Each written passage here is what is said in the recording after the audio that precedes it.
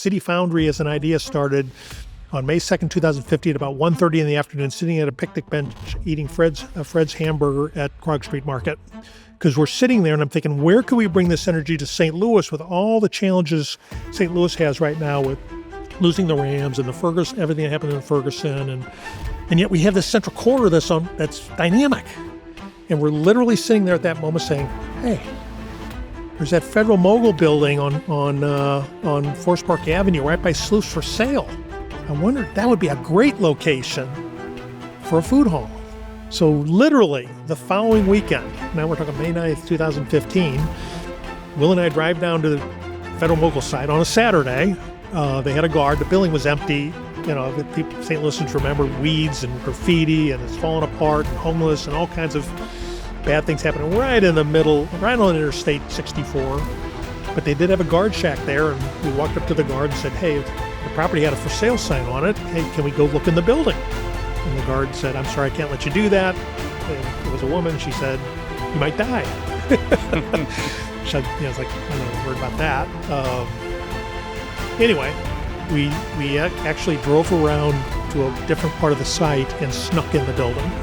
We actually went down Spring Avenue, and we could see there's a chain link fence, but we could squeeze through it, and there was an open door. Anyway, the guard couldn't see us, so we literally snuck in the building and walked into the space that today is the food hall. It was all boarded up, so it was very dark. And I thought, this is so cool. This could really be something. If you or someone you know owns an apartment community, listen up. Storyboard Living is actively seeking 40 to 250 unit apartment communities within a 3-hour drive of St. Louis, whether that's Carbondale, Illinois, Columbia, Missouri, or St. Louis County. We're easy to work with and competitive on pricing. You can send information to deals@storyboardliving.com. That's deals@storyboardliving.com. Steve, thank you so much for your time. I really appreciate it. I think this is going to be an amazing conversation. You're the co-founder of the Lawrence Group, a company that you co-founded in 1983. And since then, you've grown into 5 offices across the country, and you're vertically integrated with your developments at this point in terms of design, development, construction. So you have a family of companies. That family of companies does $120 million in revenue. Your development firm alone, New and Found, has done just under $1 billion in projects. A lot of your projects have been transformative, and we'll definitely talk about them in detail, but I'll use the Foundry as an example right now. It's like one of those things where if you have someone visiting St. Louis, you have to take them there just to show them. Yeah, and that's the case for me whenever I have friends and family visiting in town. It becomes a stop, on the tour. And you've been recognized by a variety of publications. You have the KU Alumni Lifetime Achievement Award. You were in the St. Louis Business Journal for 40 Under 40, St. Louis Magazine, Business 500, and many other achievements. Thank you for your time. Been very fortunate, and the media has been very kind to me. So thank you. I'm thrilled to be here. I'd love to hear how you were kind of raised in your first experience with business. I think that would be a good introduction for us to work up to these other things. So I'm the oldest of 9. Big Catholic family. Grew up in St. Louis. I'm a 4th generation St. Louisan. My dad was a painting contractor. So I grew up in a entrepreneurial household before entrepreneurism was a word, in that my dad did the business, my mom did the books. The office was in the garage, and he built that up over the period growing up in a business owning family. And so because my dad was a contractor, I was around construction a lot. And growing up, me and my 5 brothers, I have 3 sisters, 5 brothers, actually we would build forts in our yard. And anyway, the point of it is I kind of grew up in a entrepreneurial household that was touching construction and with basically a lot of people, because it's a big, busy household. When I was in 5th grade, so 10 years old, my mom and dad came home from a parent-teacher conference, and my mom told me that Sister Helen Louise, so I went to a a Catholic grade school when there were still nuns around, told my parents that I might make a good architect. And I'm 10 years old. I thought, architect, that's kind of cool. And that gave me a direction that is true to this day. So in fifth grade at a 10-year-old, I said, I'm going to be an architect. And so through high school and college, and that was the beginning of the Lawrence Group story as a 10-year-old. So I've been very fortunate in that regard. That's incredible. And the Lawrence Group, the name, I believe, came from the town you went to university in. Is that correct? Or college? So yeah, I went to the University of Kansas. Missouri does not have a state public school for architecture. So University of Kansas in Lawrence, Kansas, the closest school for architecture, public school.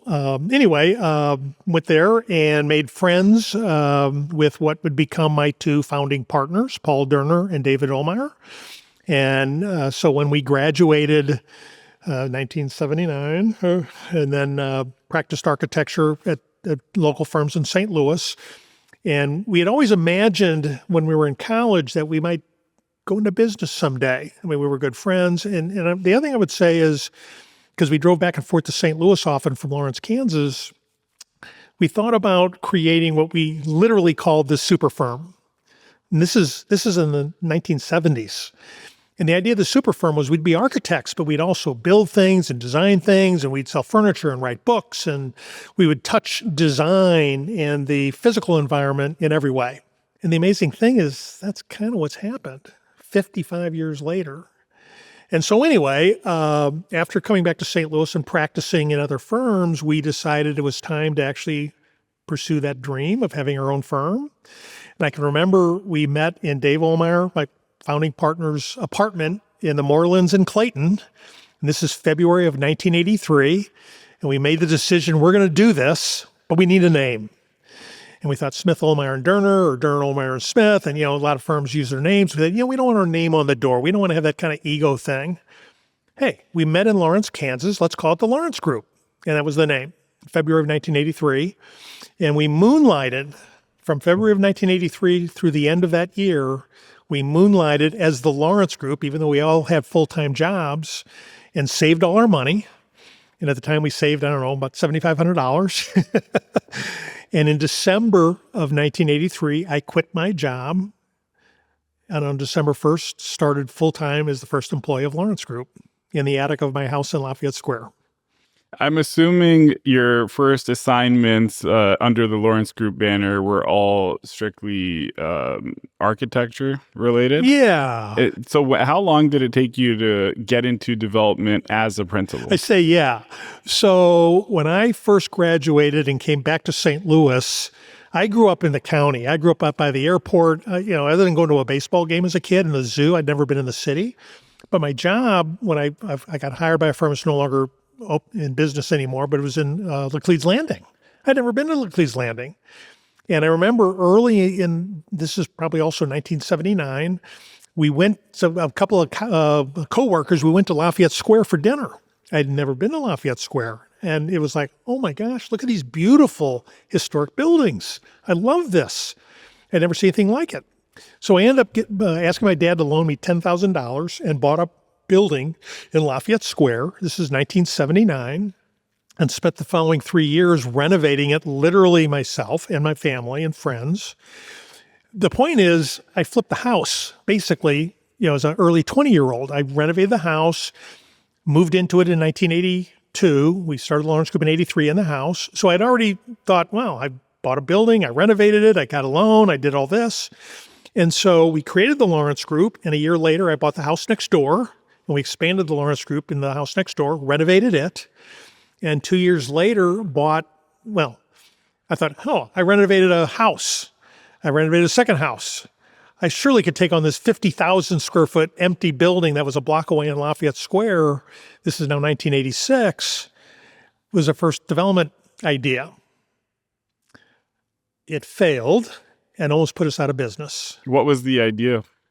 So this is now mid-1980s, and the economy was booming, and you saw a lot. This is the early days of I'll call it gentrification, or the rebuilding of St. Louis's historic neighborhoods, Lafayette Square, Soulard, LaSalle Park, even the Central West End, were just starting to come back.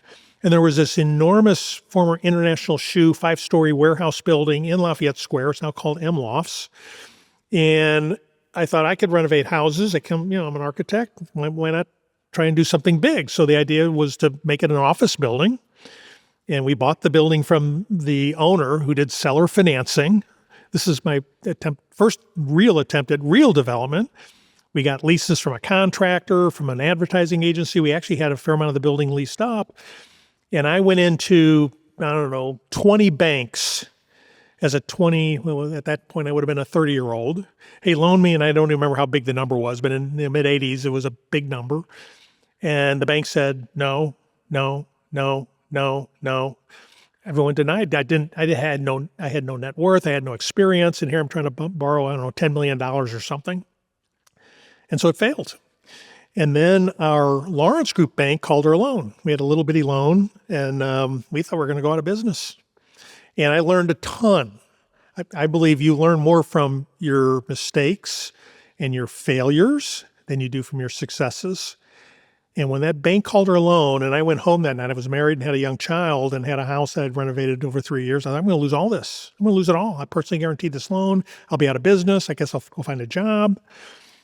That was an immense lesson that, I remember I tell the story a lot to this day, that formed the way I thought about finance and relationships and lender relationships and development as a whole. And, it set us back quite a bit, but it really was impactful, obviously. We made our way through it. We didn't go out of business, obviously. Actually, we paid the money we owed off, and anyway, and then rebounded stronger than ever before from what we learned.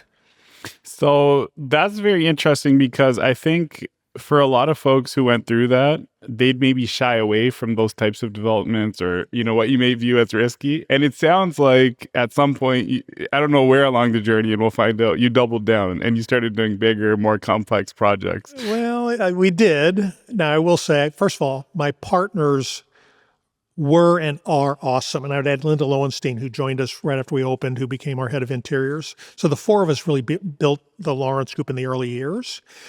I always kind of, probably force of personality or whatever, pushed ideas like developing buildings. And I mean, this was existential. I mean, our partnership survived it. I mean, we could have survived the business, but could we survive the relationships? Steve, you're putting us out of business. You're putting our families at risk. I mean, my partners also had guaranteed the loan.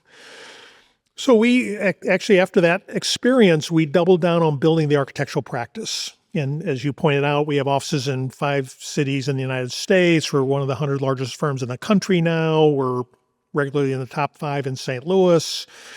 And we have an absolutely incredible architectural practice with enormous talent now, doing projects primarily around the country, but even around the world a bit.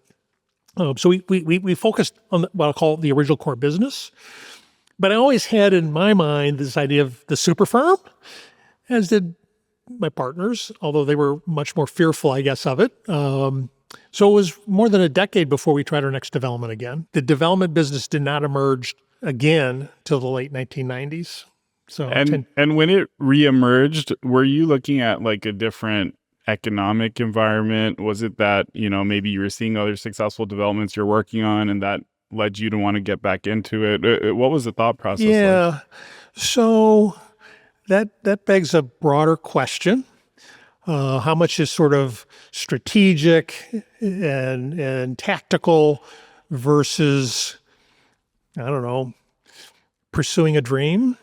I tell people I'm an architect. I've trained as an architect, and an architect primarily, fundamentally sees an opportunity for a building and envisions it, and then creates the plans, which is the tactical way of building the building. I think about life that way, and I think about my business that way. What is my vision? What is our vision with my partners? And then how do we build that? So we always had this vision, and I go back to the idea of the super firm, which would do all these different aspects, which was more pursuing a vision and a dream than it was some analytical process of saying this is where the market can take us and this is what we should do. Anyway, I was not taught. I don't have an MBA. I don't have a business degree. I've learned everything from what I've failed at and what I've done in life. So I want to give you that context because the way the development business came back is by the late 90s, we now were a national architectural firm and growing rapidly. And we now had multiple partners. We made a lot of people owners of the Lawrence Group. So we have a nice, big, broad ownership group, which is great. The culture is good. We were best places to work in 2000, St. Louis Business Journal. So we had a great culture. The development was always, like I said earlier, in my mind, to do development because then the architect is the client, and we can imagine what we would do both as the owner and the architect, not just as the architect. So I'm going to go on a tangent for a minute because this has been a big part of my life, and in odd ways have led to some of the business stuff, and that is. When I grew up by the airport. And so I fell in love with motorcycling, primarily competition and off-road, which was a big deal in the 1970s. And then when I started a family and a business and got married and all that, I set it aside. Well, in the late 1990s, I started one of my hobbies, of collecting rare motorcycles that I wished I could have owned when I was a kid. Now I had the money, I could buy that German-made Mako or that Czechoslovakian CZ that I wished I could have bought when I was a 16-year-old. And it was just a hobby. And I ended up owning, 2 or 3 or 4 of them. And so I ended up buying a building in Grand Center in 1999. It was $75,000. St. Louis University, a block away. They had a new president, Larry Biondi, who was absolutely transforming the St. Louis U campus, and I could see that happening as an architect. And they became a client of ours, by the way. So SLU was a client, so I had a little bit of a window into what St. Louis U, and this I'm talking late 90s now, and you see what there was today was not there in the early 90s. So I bought this little building on Locust Street in Grand Center and made it my little man cave. And that's where these motorcycles, I would restore them as a hobby and collect them. Well, it quickly outgrew that little building, and St. Louis University started construction on Chaffetz Arena. And they had bought up a lot of land around the campus, and there was a building that became available at Olive and Teresa by Lindell. And I ended up buying that to create the Moto Museum because my collection of motorcycles grew from 3 or 4 to about 30 or 40 or 50 or 60. And it kind of went crazy. And this was the era of eBay. And I'd get on eBay and I'd buy motorcycles in Europe on European eBay sites. I'd buy a Polish motorcycle for 900 zloty in Wrocław, Poland. 900 zloty is about $300. Okay. But I filled this museum, which was basically now the third development project I'd done. So I bought this building in Grand Center next to SLU, and it opened in 2007 as the Motor Museum. And shortly after that, we opened Triumph Grill, and then we opened Moto Europa. Anyway, Grand Center at that time, along with St. Louis U, was starting to explode. Vince Schamel was the CEO of Grand Center. He former mayor of St. Louis, and I knew him a little bit from his mayor days. And he approached me, encouraged me to get involved in other developments in Grand Center because his job as the CEO of Grand Center was to spur investment in the neighborhood. At the time, you had the Powell Hall and you had the Fox Theater, but other than that, there was a lot of empty buildings in Grand Center, not like it is today. And had done these buildings, and the Motor Museum was a big success, and it got great fanfare, and it was a cool place. I think you mentioned you've been there. A collection of about 80 vintage motorcycles, and it's free. And I opened Triumph Grill in partnership in a way with St. Louis U to have a restaurant when Chaffetz Arena opened. And so I ended up in the coming years starting to develop properties in Lafayette Square, not Lafayette Square, Grand Center. Partnered with St. Louis U to build Hotel Ignacio. Partnered with the Confluence Academy to build the Grand Center Arts Academy. Develop it, build it, finance it, own it. The Sun Theater. And the development business just started to explode in the sense that we had clients approaching our architectural practice and saying, can you participate or help us develop a charter school, a hotel, whatever. And that's how we basically fell into the development business. With some of these earlier developments, what did the structure look like? Like, was it a limited partnership and you were the GP? Like, just generally speaking, what did that look like? So I was developing, I want to say almost the first 10 years. We had no outside partners. It was me, either just me or me and my family, or it was me and my Lawrence Group partners. We ended up doing a lot of buildings downtown St. Louis. We got the opportunity to buy the building our office was in, which is the security building. That's on 4th Street, right next to the Federal Reserve Bank. People can picture downtown. It's a beautiful historic building built in 1890. The owner, for whatever reason, had to sell it, and we now were the largest tenant in the building, the Lawrence Group was, and his name was Peter Dolan. He walked into my office one day and said, "Steve, I got to sell the building. Would you be interested in buying it?" So we bought the security building, 11 stories. I paid roughly $3 million for 110,000 square feet. That was occupiable, but long in the tooth. And that's where we learned as an architectural firm to create a development group that we did historic tax credits and tax increment financing and brownfield credits and federal historic tax credits. We learned all of these subsidy programs that are specifically designed to help redevelop historic buildings in difficult urban or disinvested areas. And so in short order, we did the Marquette building, which is at Olive and Broadway downtown, the Park Pacific building, which is at Olive and Tucker downtown. And we migrated to South St. Louis to do the Southside National Bank building at Grand and Gravois. These are all beautiful, beautiful architectural landmarks that all of them, other than the security building, were empty buildings when we took them on. And it allowed us to understand how those subsidy programs work. But all of those, it was just me and my partners. We had no outside investors. We could do that because of the tax credit program. We would provide enough equity for the projects to happen. And size-wise, Marquette building was about a $56 million project. Park Pacific is a $109 million project. Southside National Bank was probably in the $15 million range. So we're starting to do some serious large stuff. That started with my house in Lafayette Square, renovating, flipping houses. And so that's really the way we became developer by opportunity, I'll call it, as opposed to some strategy. Do you think that same opportunity would have existed if you weren't in St. Louis and you were in some other city? Because I feel like we have more architecturally significant or just beautiful old buildings than a lot of other cities do that are underutilized, I should add. Yeah. I can't say that because I don't really know about necessarily living in other cities. But what I will say, and like I started, here, I'm born and raised St. Louis, and fourth generation, lived here all my life other than school. And we have an enormous and wonderful inventory of historic buildings because St. Louis was the fourth largest city in the country 120 years ago at the turn of the previous century. It was New York, Philadelphia, Chicago, St. Louis. And with that, we created the wonderful cultural institutions that we have, and we have this, really world-class historic architecture. And so because of that, St. Louis has such a great building stock of historic buildings. It gave us an opportunity because we have also a great historic tax credit program in the state of Missouri.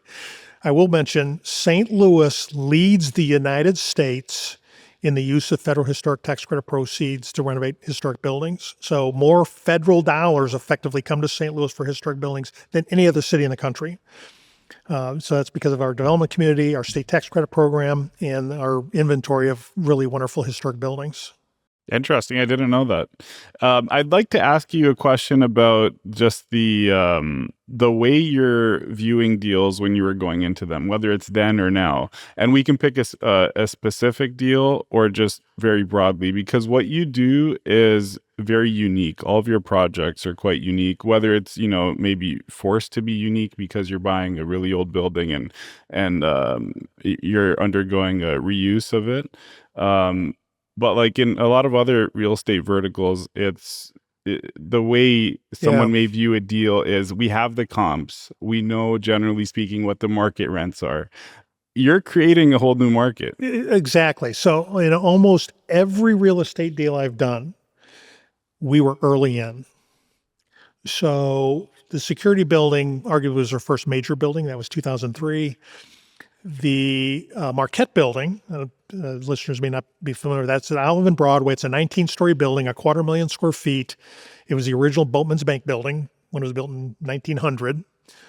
In the early 2000s, you had a lot of the early lofts being developed in downtown St. Louis, and also those lofts were condos. So condominium development has not happened in 15 years, and it only happened from about 2000 to 2010 was the window when condos were being developed. Well, we were the first to do what I'll call a New York style condominium. Everything else in downtown St. Louis was loft, exposed timbers in a big warehouse building. We had a kind of office building, and we, our aspiration was to make it like a doorman type New York condo. We were the first to do that, and we were one of the early ones to be doing condo development in downtown St. Louis. Fast forward into some of the other projects we've done, and maybe this is because as an architect, we're probably biased towards trying to create a unique design. And from my standpoint, personally, I want to do things in St. Louis that St. Louisans would be proud of, and when people visit St. Louis, they say, "Wow, that's amazing." So we did the On God Arts Hotel, which has gotten national awards and even some international acclaim when it first opened, right before COVID. And in that case, we designed a hotel, which we legitimately would say the only hotel in the world where you can book your room by the emotion of color. And each guest room in the hotel is immersed in a color. I mean, ceilings, walls, even the tubs are the color. So anyway, the point of all of that is we went into neighborhoods, Grand Center, downtown, near South Side, and then where City Foundry is, early. Now, part of the premise is if the neighborhood rises, your values will go up with it, which in most cases that's been the case, but it takes more risk because we're not following a trend, we're attempting to create the trend. And we have seen that pretty consistently in a lot of the stuff we've done over the years. And I can't say that necessarily was because we're super smart or anything. I think we were willing to take risk. As designers, we could see a vision of where things were going. We had a general belief that in downtown, in Grand Center, in Midtown, that younger people are migrating to those neighborhoods. And so for all those reasons, we're not a follower. We're one trying to lead change. You're definitely leading in St. Louis, but when you're maybe undergoing the due diligence or the thought process behind a project you're thinking of pursuing, are you visiting other cities? Are you visiting similar submarkets in other cities to see what it can become one day? So that's the advantage, I'm going to say, of being an architect. So and having offices around the country. So we opened our office in New York City in 1996, and I started going up to New York all the time. And in 96, Brooklyn was a dump. I mean, you wouldn't go to Brooklyn, scary. There were parts of Manhattan that were sketchy. Fast forward 30 years later, and I mean, both those, Brooklyn my daughter lives in Brooklyn, and it's just awesome. I mean, it's so hip, and young people live there. It's got vibrancy.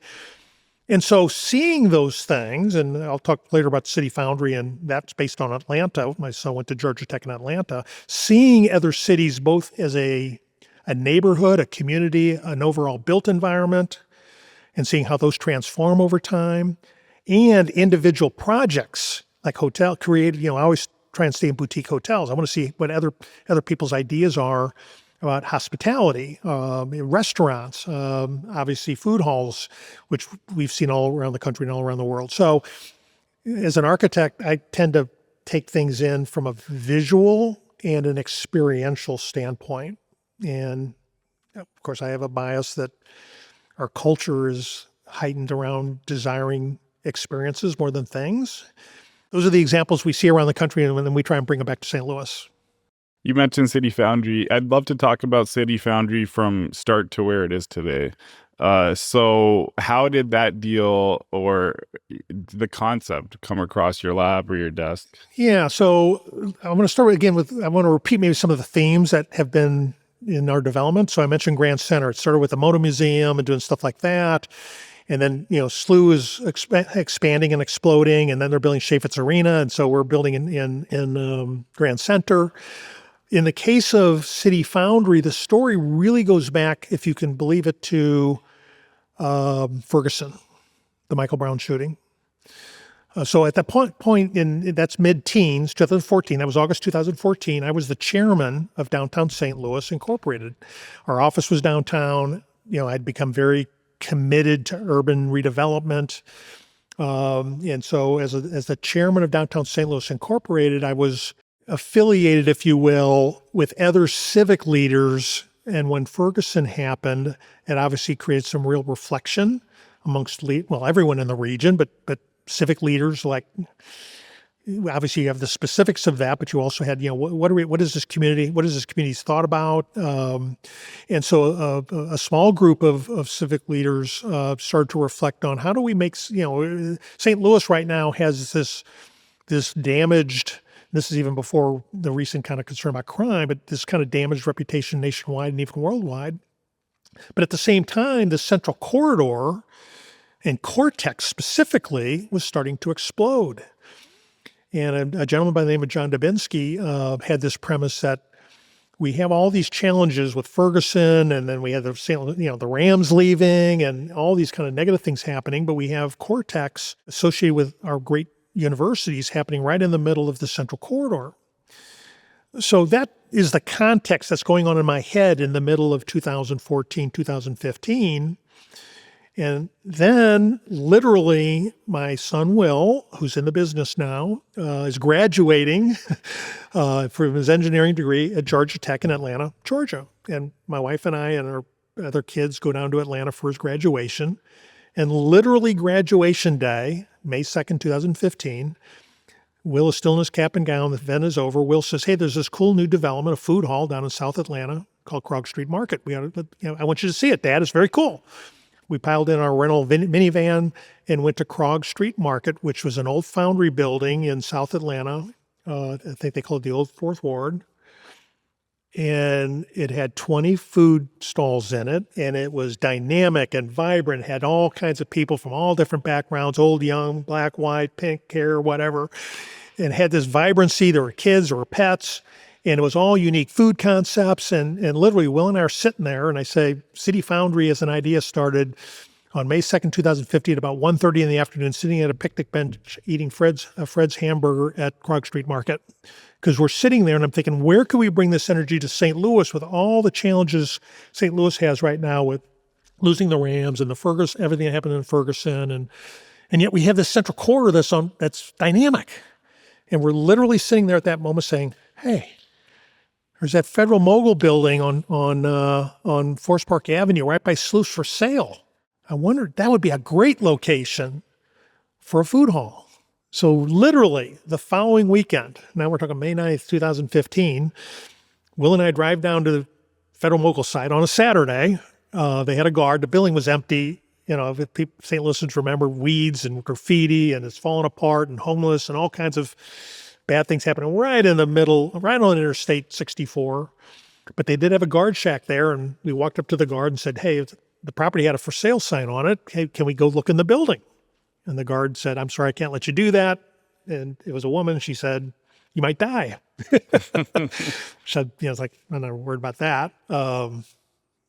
Anyway, we actually drove around to a different part of the site and snuck in the building. We actually went down Spring Avenue, and we could see there's a chain link fence, but we could squeeze through it, and there was an open door. Anyway, the guard couldn't see us, so we literally snuck in the building and walked into the space that today is the food hall. It was all boarded up, so it was very dark. And I thought, this is so cool. This could really be something.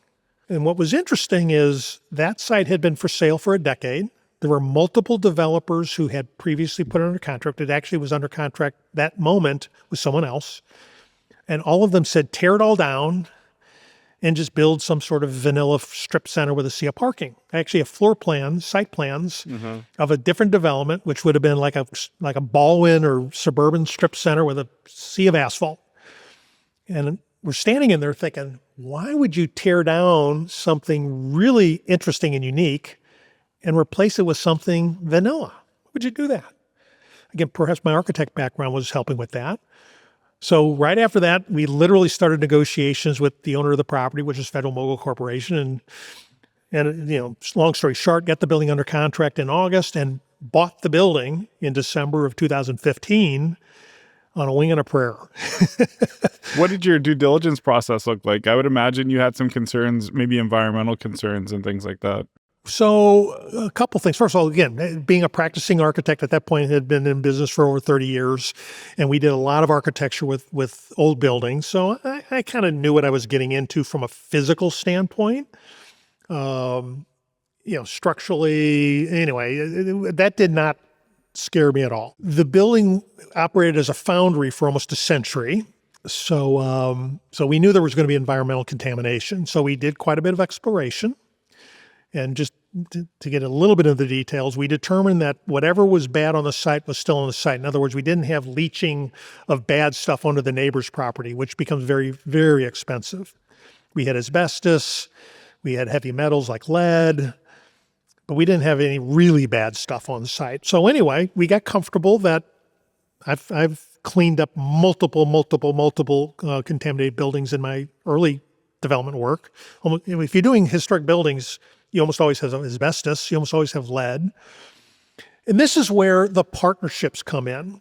So having now at this point been developing for 10, 15 years and being in business in the city for 30 or 40 years, we had great relationships. So the mayor of St. Louis at the time, Francis Slay, the president of St. Louis U at the time, which was Fred Costello, we got a lot of support that we got comfortable that the state of Missouri would give us a brownfield tax credit to clean up the environmental site. So I bought the building contaminated. I indemnified Federal Mogul Corporation for the contamination. Nutty. My lawyers are saying, "What are you doing?" And we bought the building. And we did get a brownfield credit, which was instrumental. And the brownfield credit, just for your viewers, is the state of Missouri will reimburse the cost of cleaning up a contaminated site and making it clean, dollar for dollar. And it was about a $5.6 million cleanup. We'd spend the money, the state would reimburse us. So that it's in the public's interest to clean up environmental hazards, and the only way you can make the economics work is for the public to help. And that's what we did. And so that's how we got comfortable with it. And anyway, I took that risk and it worked out. Once you closed, what was the next step in terms of making that project a reality? Yeah, so we did. This is probably a case where due diligence is the wrong word, but so Will and I would visit food halls around the country and quite frankly around the world. Covent Gardens in London. We went to a food hall in Madrid, Spain, all over the United States, in Denver, Chelsea Market in New York, Time Out Market. A bunch of food halls were really starting to take off in the United States in the late teens, and we still were going to be one of the early ones. So we always saw the food hall as the heart, if I can use that word, of the development. And, we thought of City Foundry being in the central corridor next to the universities and Cortex and kind of on the heels of all the angst that our community was going through in the mid-teens as a great gathering place for the community. And the idea being you make friends breaking bread together. And what is a food hall but a place where people can congregate? You can get whatever you want because of all the different options you have. And if you go to the food hall at City Foundry, I hope you have, we have community tables. So you're very likely going to sit next to someone you don't know. We were just there this past weekend, my wife and I. It was packed. Yeah, it was packed. It was actually March 14th, so 314 a day, but it was absolutely packed. And I found it interesting that on the drive home, we were talking to each other and we're like, we kind of live in a bubble because we're not usually around like just the diversity of all sorts of different people that were at the food hall. So I think it's doing what you wanted it to do. So I'd love to hear that because, as I said, when I was in Atlanta, when we saw Krog Street, it's, young, old, black, white, all different backgrounds. It's just a cross section of our community. And where else in St. Louis can a broad and diverse group of people congregate socially and stay for hours if they want? Where else? Name me a place. Where? I can't think of it. The food hall at City Foundry. It's about 30,000 square feet. We have 500 seats in there, plus the outdoor and stuff. We're actually expanding it as we speak. And you make friends or, people, when you really get to know them, they're not that different. They got this anyway. So obviously a lot of social overtones in terms of what we're trying to do there. So that's why I call it the heart of City Foundry. Now that's only 30,000 square feet of 350,000 square feet. So we needed to filter the rest of the property. Again, I'll put my architect hat on that filters things through kind of creating experiences and places where people want to be. And in this generation where they want to do the selfies and share, what they're doing with friends. And so the whole idea of Foundry was to create a destination in addition to the food hall with tenants that were unique to St. Louis, and that have an experiential component to it. And we've been very fortunate to be able to get so many unique entertainment concepts, one-of-a-kinds for St. Louis. I'm going to rattle them off. City Winery, which is out of New York, Alamo Draft House, which is out of Austin, Sandbox, which is out of California, Museum of Illusions, which is out of Croatia, Putt Shack, which is out of London.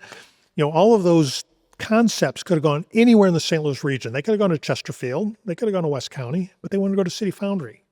Were these concepts already looking at St. Louis when the conversations happened with you and them, or were you able to bring them to St. Louis? We were able to bring them. Putt Shack's a great example. They're based out of London, and they came to the U.S. for the first time in 2020, COVID, in Atlanta, which we're familiar with Atlanta. And they had an expansion plan. St. Louis was not high on their list, but when they saw City Foundry, it was so in alignment with their culture in terms of the physical environment and the way they wanted their brand to evolve with attractive to young people, that they moved their St. Louis location up in their kind of growth plan. And we were the 5th location in the U.S. I think they now have 15 or 20 locations in the U.S. We're number 5. So with all of those interesting concepts, they're still arguably first-generation businesses, and we would meet their founder or their CEO, and they'd come and they'd love the vision, and they'd want to be associated with that. And so that's why we've had great success with all those interesting concepts. I want to revert back to the food hall for a minute, because in the food hall's case, no chains, all unique concepts. When you come to Foundry, this is your only location. So if you go through there today, you don't have a Chipotle. It's not a food court. People intermingle. Those are completely different things. A food court is an amenity to a mall. A food hall is a destination of itself. And in our case, it's all St. Louis concepts, one-of-a-kinds that you can only get if you come to City Foundry. And it's been ranked as one of the best food halls in America since 2022. Is that right? 3 years running, 2022, 23, 23, 24, 25 by USA Today. And voting started, I think, yesterday for 2026. So come to Foundry. You can use QR code, vote for us. You can vote once a day. It is a poll. And we compete with all the food halls in the United States. And we've been top 5 3 years running. And hopefully we can continue that winning streak. That's awesome. I would say, just going back to what some of the other developers envisioned for that property, the more suburban retail center, if you will, that might have been, for a lender or an investor, a clearer path to a better financial outcome, whereas your path, I'm sure, was viewed as a more risky redevelopment. So where do you draw the line between placemaking and then the financial objective of development? Yeah, boy, there's a lot there. I've been very fortunate in my life and career. I've got great health, great family, great parents. My business has done well. I've been very fortunate. And for me, especially at this point in my life and this point in my career, I want to make a difference and have a purpose that's bigger than me and my company. And so with Foundry and the whole vision of Foundry, probably wasn't necessarily going in. If you were just looking to make money, that's all you really were looking to do. I don't think you'd be doing Foundry. And for me, it was, I want to do something that's impactful. And I talked earlier about why Foundry came about relative to things going on in St. Louis. And the money, the return, if you will be the result as opposed to the purpose. I mean, it certainly was a factor in that, and it needs to be viable. We needed to raise debt and equity. But I wanted to kind of give a little bit of that distinction because you wouldn't do it otherwise.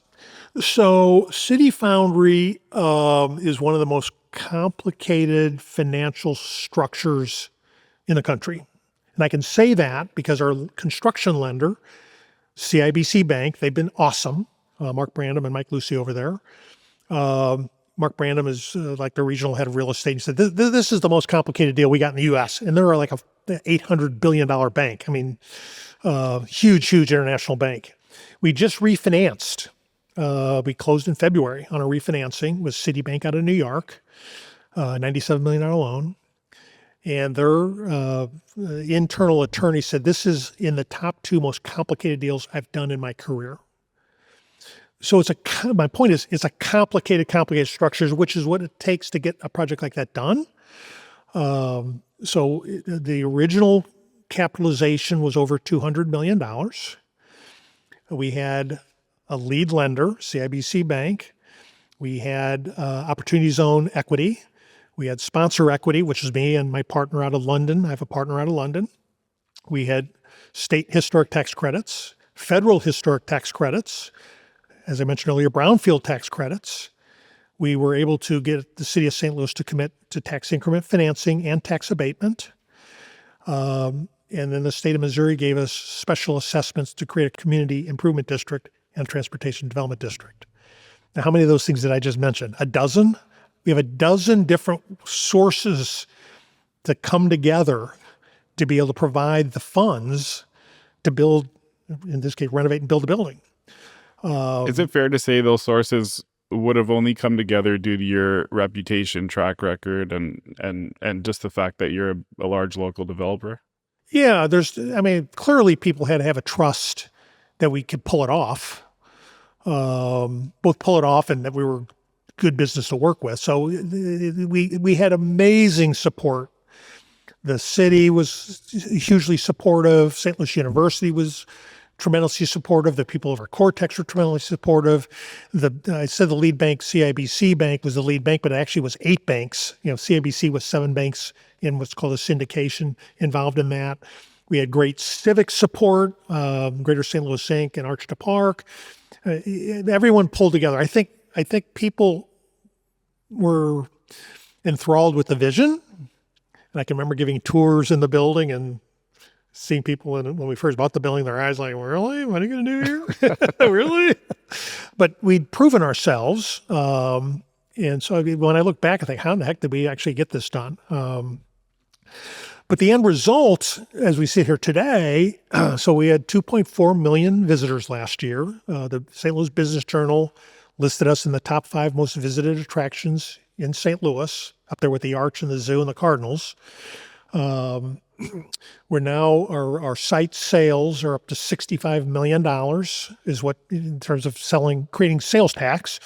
The site, when we bought it, had 0. So it's gone from 0 sales to $65 million in sales. And that creates a tax base for the city of St. Louis. There's probably 1,000 people work on the site. When I bought the building, it had a guard, maybe 2 guards. So we pay income tax, and then we're a destination. People from around the country come and visit us, bring dollars to St. Louis.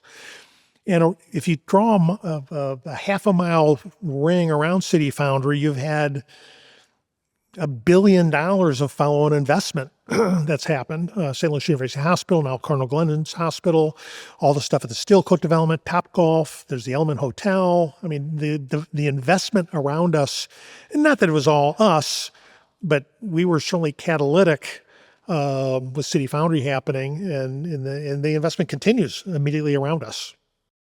Would you say everything you just mentioned is how you measure the success of that project? Like, are those the KPIs for City Foundry and the broader development? Yeah, I think probably there's 3 that come to the top of my head. First is, what's the capital investment that's happened around us? So I mentioned that. What is the increase in tax? I mean, I'm a city resident. I've had my business in the city my entire life. And I've seen the city lose population, jobs, and tax base my entire life.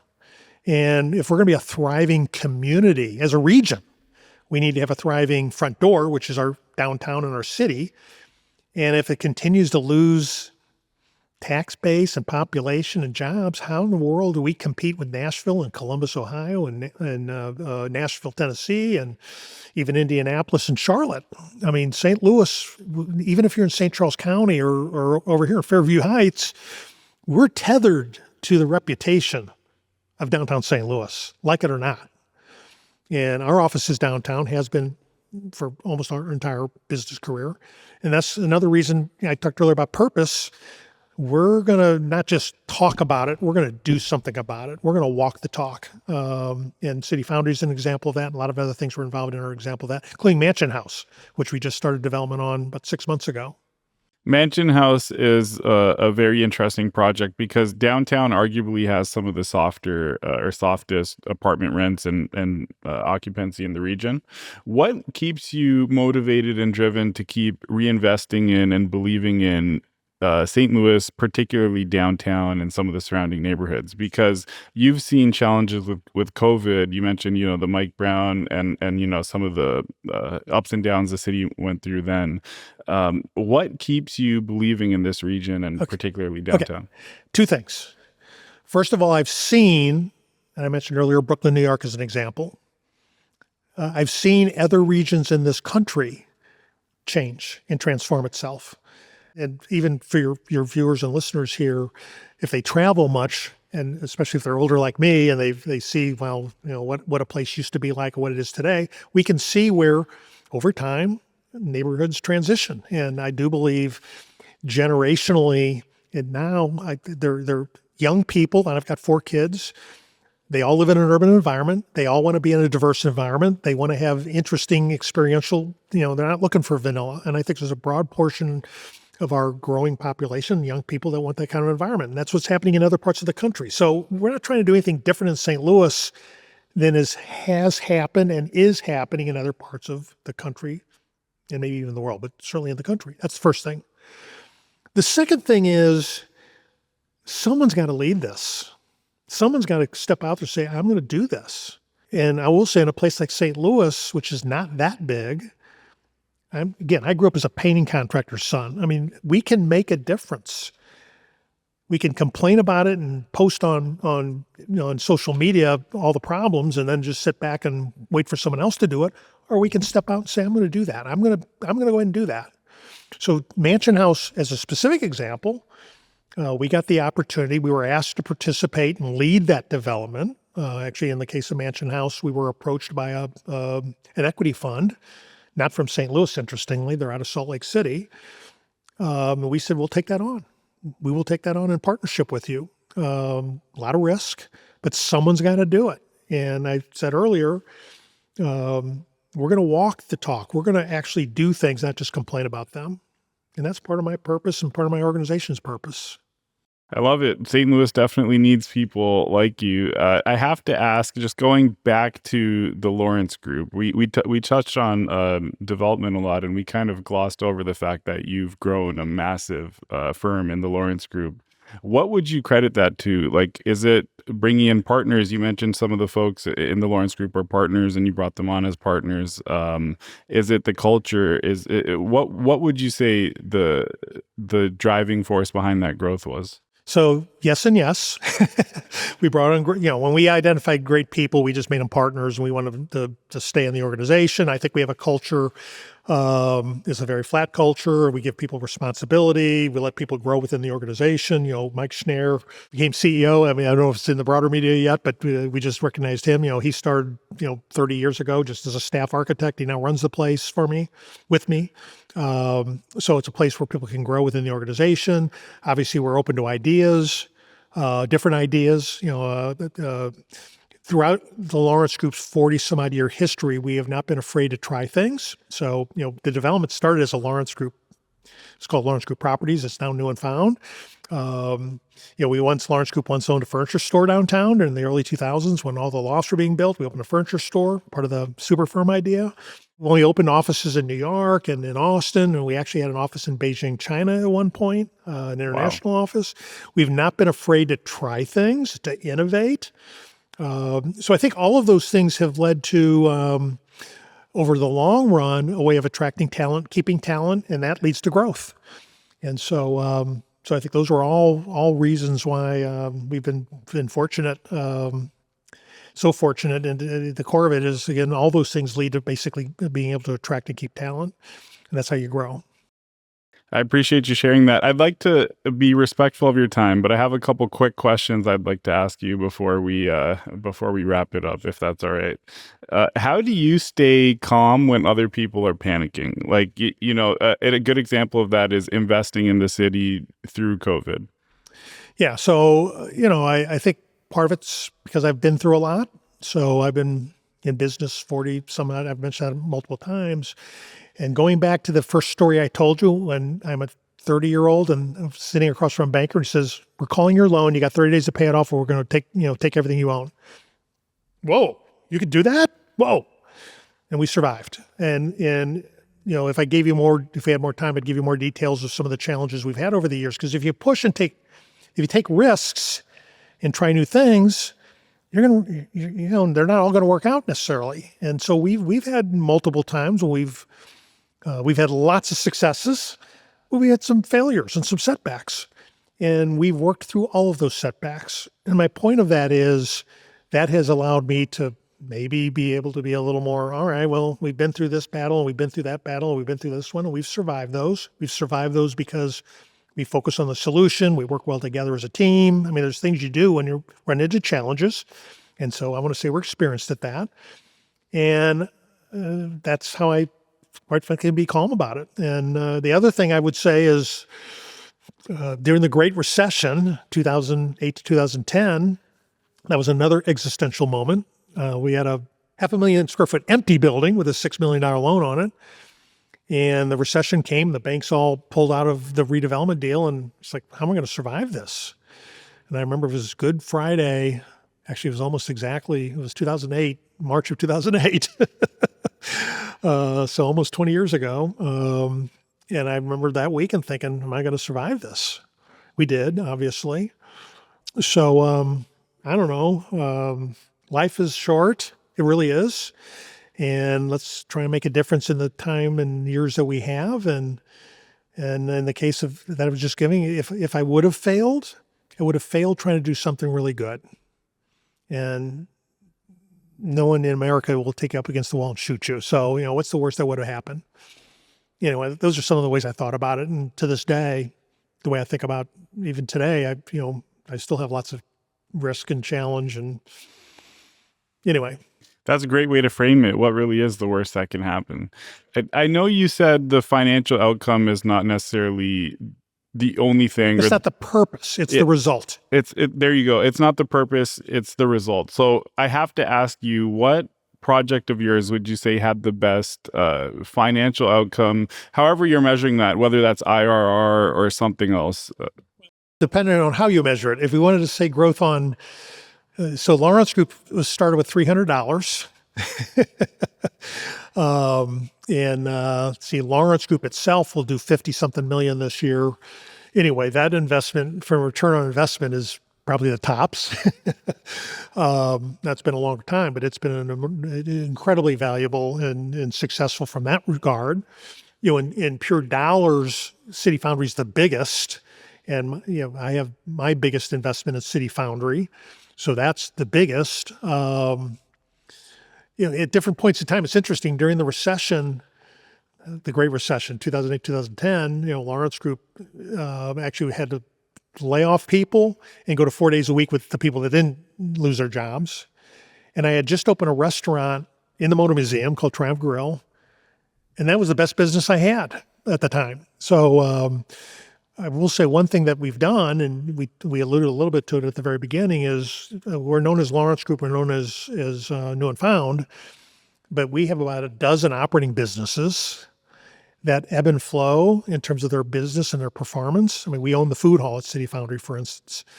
And that, at any given point in time, one business is doing better than the other and gives us great resiliency when we go through cycles like pandemics, interest rate explosion, great recessions, whatever. And now who knows what the future is going to look like this year with what's going on in the world.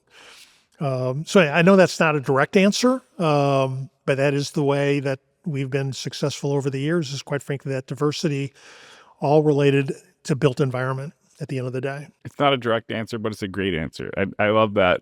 When you're operating all these different businesses, are you giving operating partners equity, or how are you able to effectively run and manage so many different operations? I have all kinds of partners in different. I have investment partners. I have operating partners, stakeholder, investor or stockholder partners in most of the businesses we're in, and usually those investment partners have an expertise, not just their money, but their knowledge, their expertise, and their context come with it.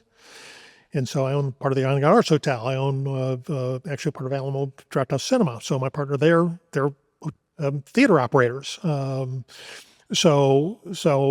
partnerships I have, almost all of them are not just financial, but experience and knowledge, talent, relationship. Got it. Again, want to be respectful. I would have kept going with questions, but I'll ask one last question. If somebody listening or watching wants to be Steve Smith one day, where should they start? So I started my story by saying I bought this house in Lafayette Square when I was 24 years old and flipped that to the house. The best time to plant a tree is today. Next best time is tomorrow. Anyway, start. I will say determination, persistence, resiliency, hard work. So I think those are all things that you see. And I think the other is, I'm very positive. Will not, anyway, I just believe it can be done. And I guess the last thing I'll say is, if I shake your hand, that's as good as a 300-page contract in terms of my word. And if I was untrustworthy, a 300-page contract wouldn't be good enough. So do the right thing and do what you say you're going to do. Thank you for your time, Steve. Really appreciate it. Thank you. Enjoyed it. Thank you.